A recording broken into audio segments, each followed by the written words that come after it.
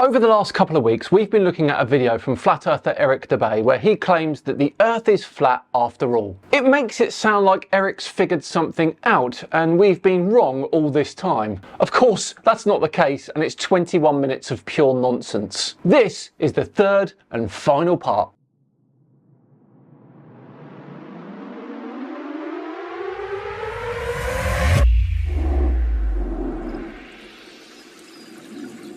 Hello all and welcome along to another video with me, Simon Dan. Thanks very much for joining me. Right then, on with today's video, which is part 3 of looking at Eric Dubay's video where he says that Earth is flat after all. If you want to watch the first 2 parts, you can. I'll leave the link in the description. You can check them out afterwards. But for now, we finish this one strong. Over to you, Eric, as we join him banging on about gravity again. The situation is even more baffling when scientists say the force of gravity is a weak force. Yet it's able to hold down trillions of tons of water on the surface of the Earth, while traveling at 67,000 miles an hour in orbit and rotating over 1,000 miles an hour at the equator.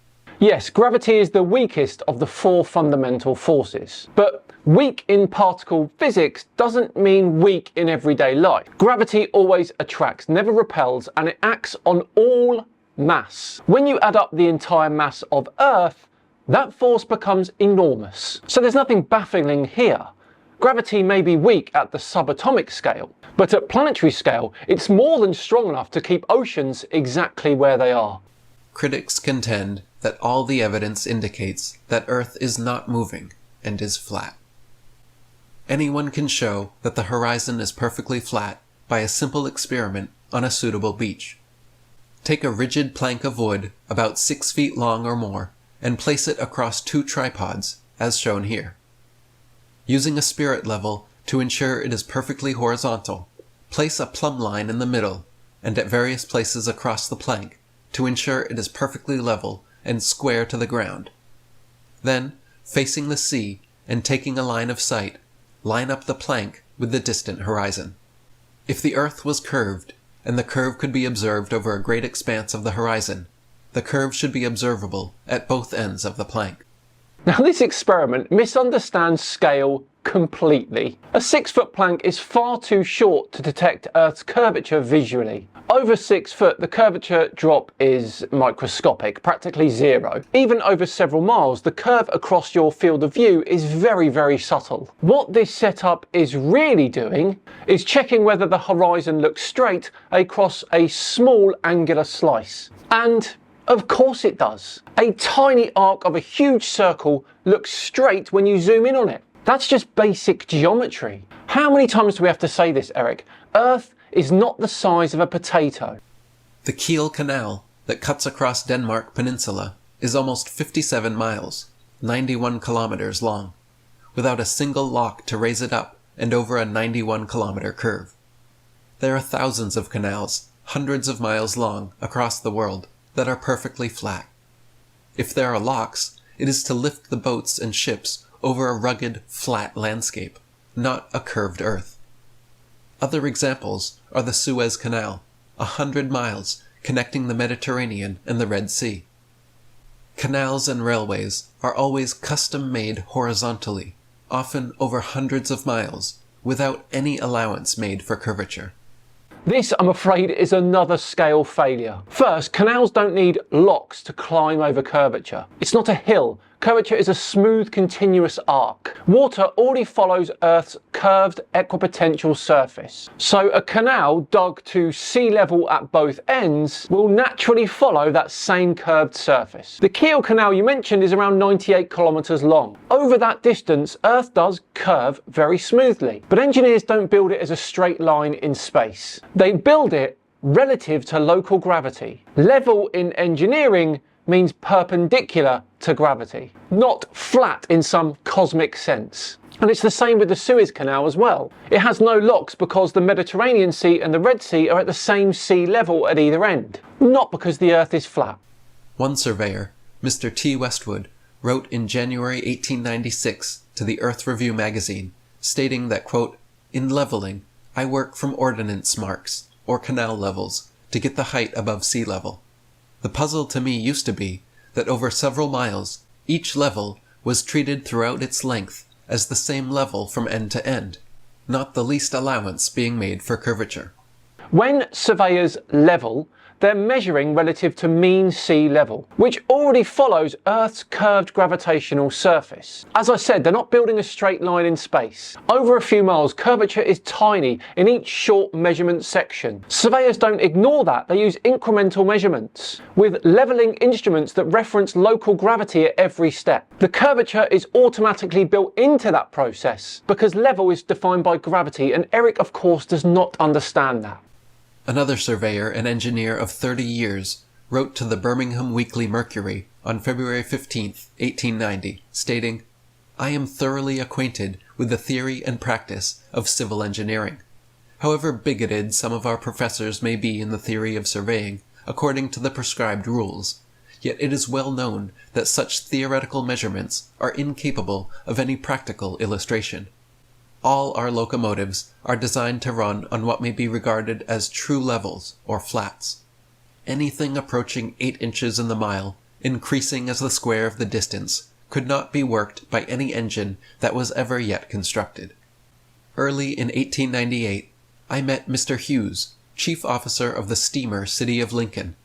This gentleman told me he had projected thousands of miles of local railway in South America, and never heard of any allowance for curvature being made. Railways don't ignore curvature, they just follow Earth's surface. Level track, same as the canals, means perpendicular to gravity at that location. Over short construction segments, curvature is negligible. Over long routes, geodetic surveying absolutely accounts for it. And trains routinely handle gradients all the time, far steeper than anything implied by curvature anyway. An 8-inch change over a mile is about 0.013% gradient. Trivial compared to real railway inclines. If the Earth were a sphere, airplane pilots would have to constantly correct their altitudes downwards so as to not fly straight off into outer space.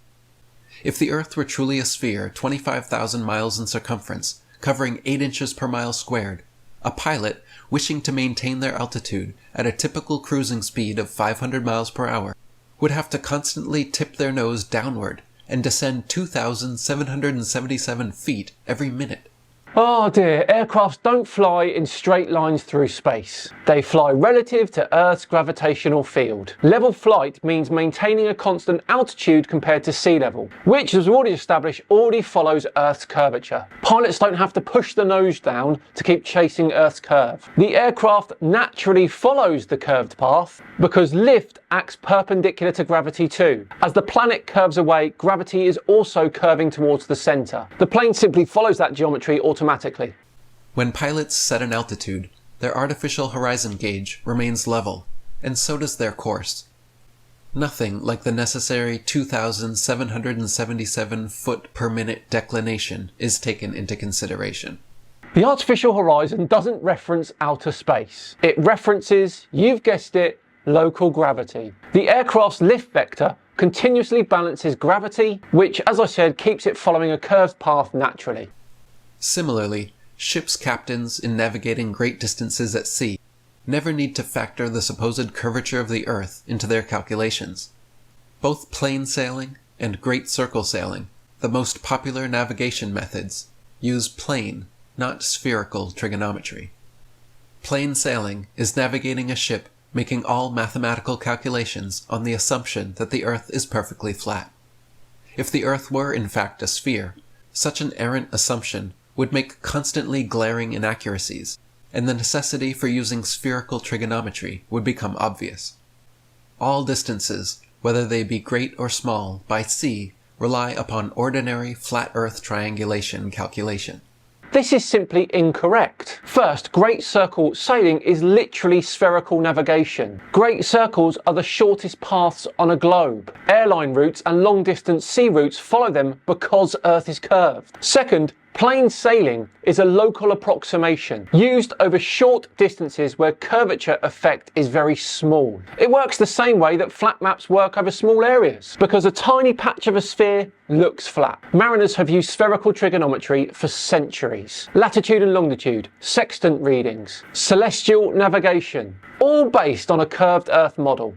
From the highland near Portsmouth Harbour in Hampshire, England, looking across the Spithead to the Isle of Wight, the entire base of the island, where water and land come together, makes a perfectly straight line 22 statute miles long.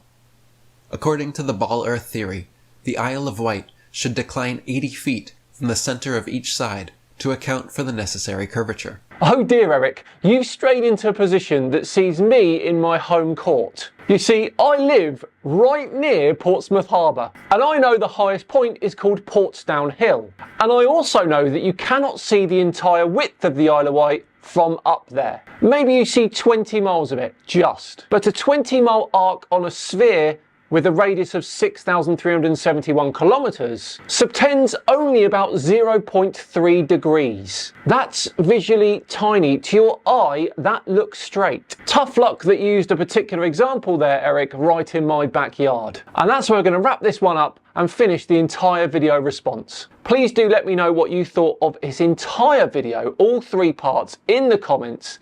As I say, we're all done and dusted for another one. As I said, the other 2 videos in this mini-series are linked in the description. So all I need to say then is, no, Eric, it looks like the Earth is not flat after all. Thanks so much for watching as ever. If you enjoyed it, please do consider subscribing to the channel, hitting the thumbs up button too. I've been Simon Dan. Have yourselves a great day, and I'll see you tomorrow for With the Sun 33. See you then.